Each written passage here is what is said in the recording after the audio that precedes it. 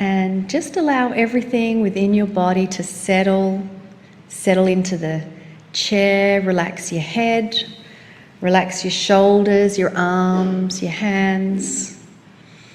Relax your abdomen, relax your thighs, relax your knees, relax your calves and your feet.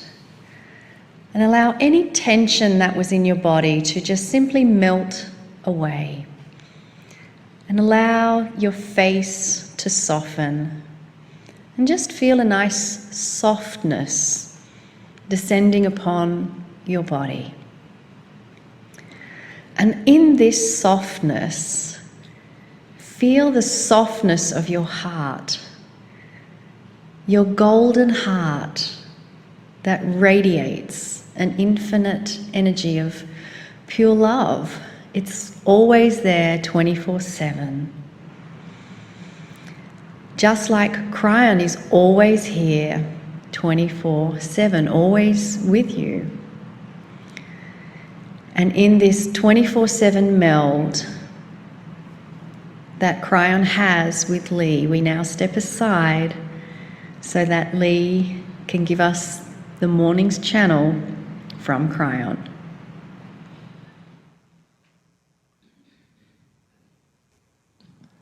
Greetings, dear ones. I'm Kryon of Magnetic Service.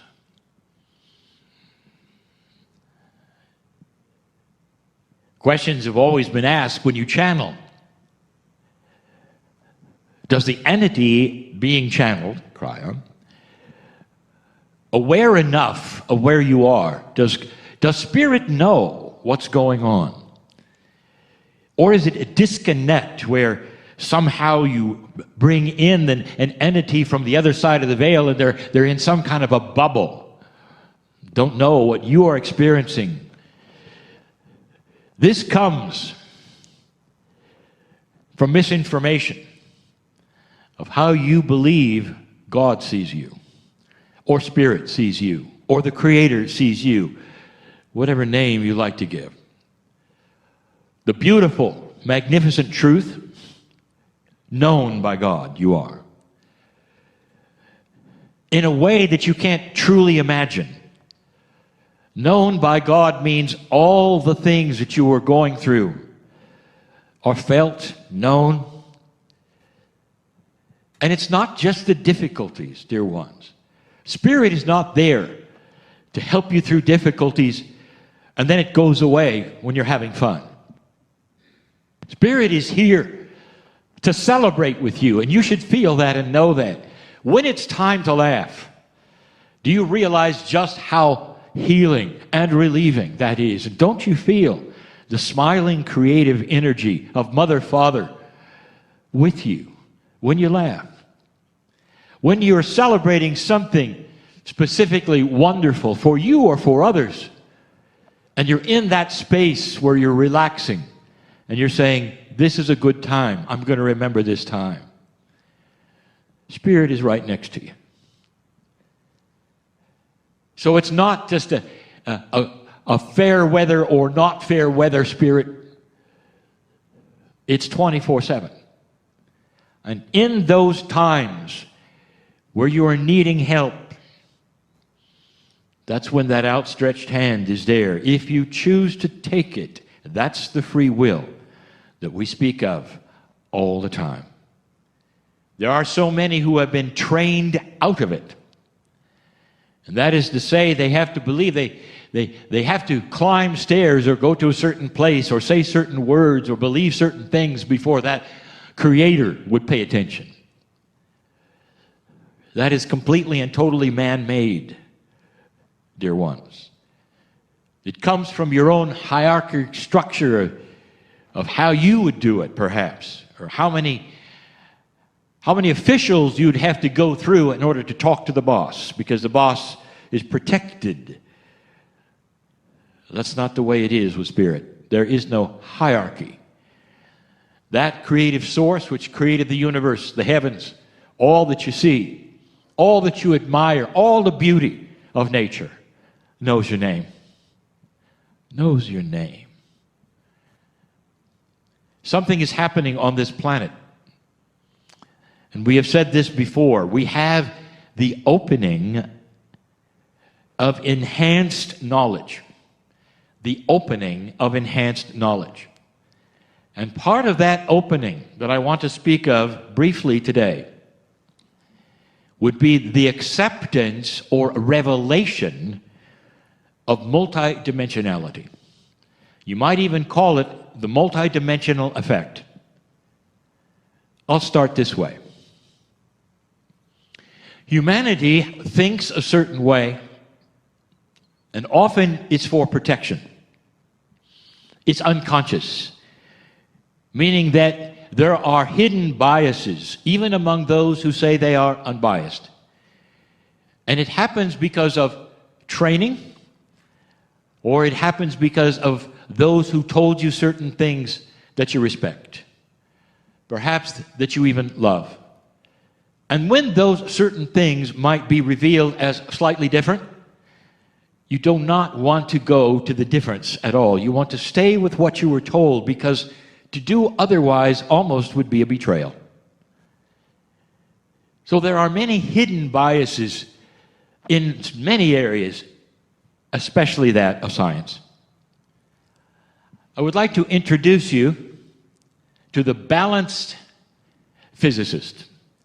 Those who come out of high physics know right from the beginning that there is so much more that is not being shown yet that must be there, because they see reactions they don't understand.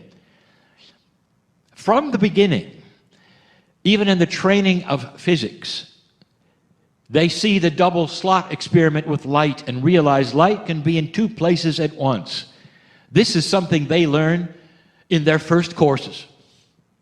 It opens a door that says you don't know everything, and whatever we teach you is the known. But a good balanced physicist will say there is so much we don't know. They're very interested in the things that they see but cannot explain. And in that, there is the acknowledgement that there is so much more that they don't know. Now this, you might say, is a very good thing, especially for a high science like physics. But even with that attitude, there is something they object on. Don't mess with the laws. In other words, those that they have learned to respect, such as Newton and Kepler, have created certain laws that not only work, but have worked now for decades in some of the most highest science on the planet, such as space exploration. Those laws have allowed you to leave this planet with probes and even land on asteroids. That is Newton, and that is Kepler, and it never changes, and it works. And so if someone comes along and says, well, you know, I've got a different law that would be very different from what Newton said, you would think that a physicist would go, wow, tell me more. They don't. What they do is slam the door. So in one area they're saying, tell me more because we know we don't have all the answers. In the other area they're saying, yes, but there are certain laws that we have been using, so obviously they can't be any different than what we know. This is classic, and this is common. What you're taught in school, physicist, doctor, is then what you carry on to be cognized for life. And that is going to change. My advice to any man or woman of science is this: the laws that you've learned, the things that you know, consider them as the primer. When certain other things are revealed, they do not negate what you've learned. They enhance it. They make it bigger. They make it more profound and more elegant than they were. What if the laws of Newton and Kepler were the basic ones? What if they're simply the default? You study them, you use them. And I have said this before. What if you find out there's something that can alter them? Would you then object?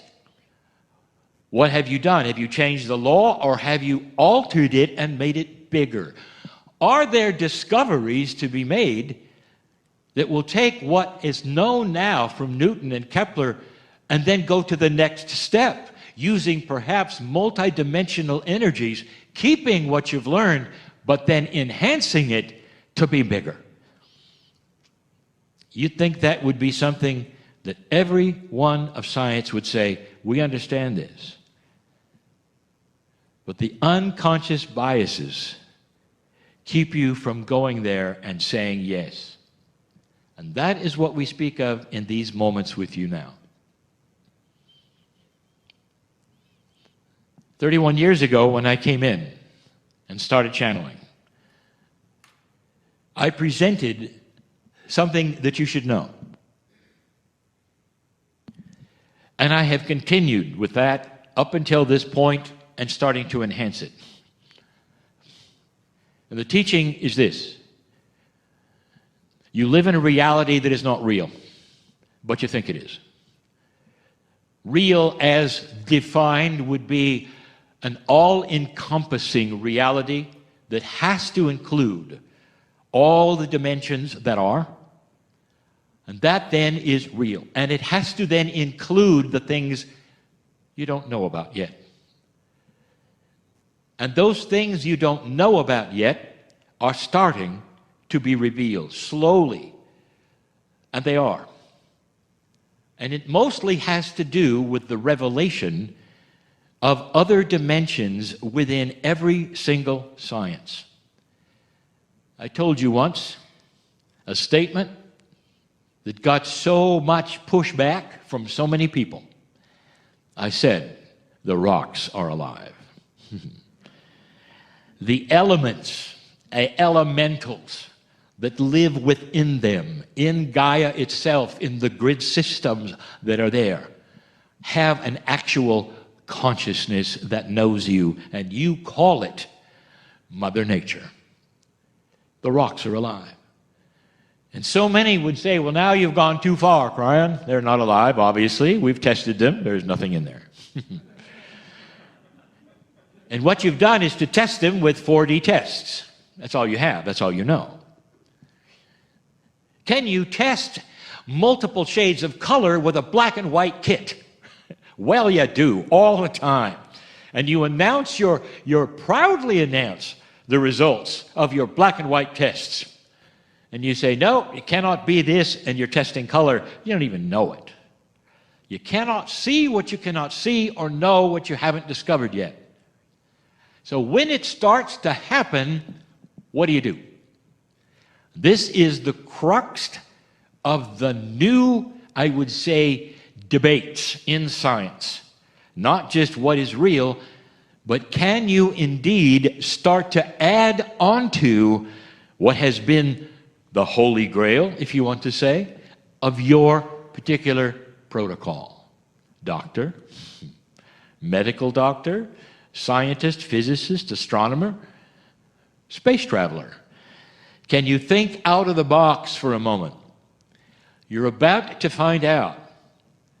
Mainstream is going to know that there are things beyond what you expected.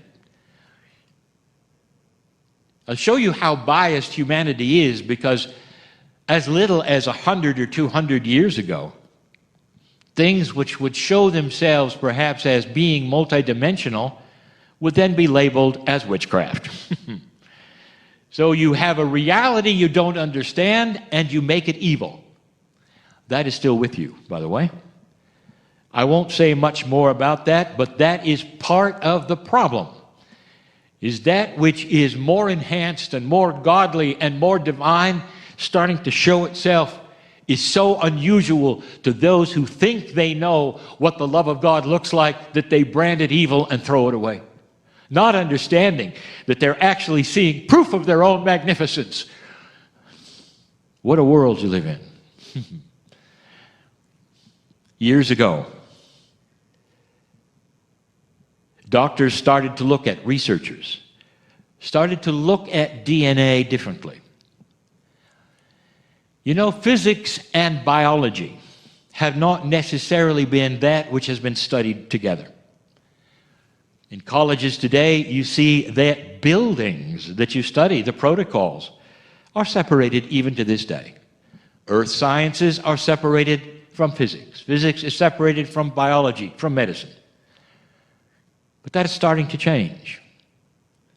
Even in some of the descriptions of what people do would give a hint to what their protocols have become. And what I mean by that is you're starting to see an alliance between physics and medicine. And part of that alliance is because of what has been discovered. And here's the big one. Biology has a multi-dimensional component. Years ago, over 30 years ago, that was shown. Light is known as being multidimensional, and that is why it can be in two places at once. And when you have experiments with light and DNA, you start to discover something. That the DNA, portions of it, react differently to light than anything else, and show themselves as being part of a multidimensional scenario and system. Biology has a multidimensional component. How much medicine and those who would teach it will go there? How many professors or doctors will say, tell me more, because this is what we've been waiting for? Medicine to this day, again, is the default. As complicated, as pristine as you think, even as elegant as you think it is, it's the default. You push here and something reacts. And so in order to cure this, you push this and that, and this chemical does this and that. And indeed, it might help the disease, but unfortunately, there's something else over here that also gets pushed. It's not a good system, but it's the only one until now. If you start understanding the multidimensionality of biology, you realize that so much of it has to do with consciousness. How long has homeopathy been with you? Homeopathy, in general, has been dismissed by American medical associations. It doesn't work, it can't work, there's too small parts per million, there can be no reaction, so therefore it's debunked. And yet, for hundreds of years, all through European history, it works. Why would it work? It works because it carries a signal to that which is the multidimensional portions of your body and your DNA and even your blood. It's all there to be seen and worked with. Your innate of your body is a multidimensional process that can be muscle tested, can be talked to with consciousness. All of these things starting to be seen and used and proven and tested. But there's more. What if in that multidimensionality of your DNA there are imprints that tell a story? And this is where multidimensionality departs completely from anything linear. It's not simply another component. It's not simply another part that's linear. It's expansive. It tells stories. It has patterns. It holds secrets and truths. All multidimensionality is this way. Hard to explain. It's like a library, a template.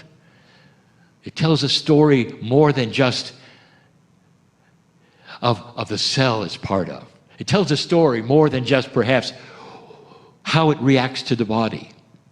It might tell a story of your lineage, of your magnificence, even your creation. These are the things that will begin in the new Lemuria. And you're going to start seeing them in medicine. The doctor you're about to meet, practicing physician, busy hospital, busy city, has had these revelations. And if you ask him what has happened to your training, he will say, my training was valid. But what I've discovered goes then beyond it. It does not void what I've learned, it enhances it. And I can go from there as a building block that then gets changed, enhanced, it even changes color. And that's a metaphor. These are the things I am telling to you to look for. Men and women of science, can I say this to you? Be open for things you don't expect. There's more here than you know. Do not hold on to what you've been taught as the absolute truth of everything forever. For these things will not be erased or voided or made to be bad. They simply are the building blocks of so much more that you went into the protocol for. You must love it to have studied it for so much. Be open to the rest of the story. And if you are, you'll find yourself right in the middle of it. And that's the beauty of the new Lemuria.